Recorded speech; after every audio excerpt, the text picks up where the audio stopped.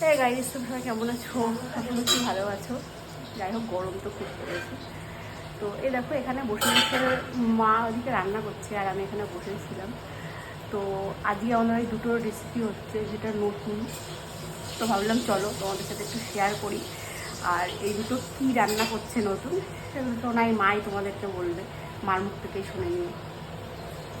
মা, কি দুটো নতুন রেসিপি হচ্ছে সে দুটো একটু বলো, দেখাও। রেসিপি আছে, কচুর লতি হবে, হুম আর এই যে মাংস হবে, হুম আর এটা বাঁধাকপি বাটা হবে।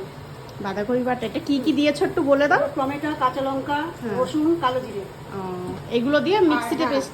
আর আরেকটা নতুন রান্না হচ্ছে, হ্যাঁ, আমরা এই যে আমরা কিনতে পাওয়া যায়, এই যে আমরাটা ভেজে নিচ্ছি। হ্যাঁ, আমরা দিয়ে ডিম, আর এটা পোস্ত, কাজু এসব দিয়ে করা হচ্ছে এটা।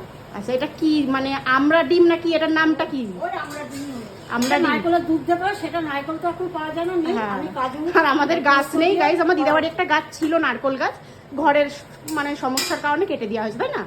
তো আমাদের যখন মানে পুজো টুজো যাই হয়, আমরা নারকোল কিনে এনে আমাদের করতে হয়। তো এই যে এই দেখিয়ে দিলাম আমরা দিয়ে ডিম, এটা কিন্তু আমি কোনোদিনও খাইনি, আজকেই খাবো।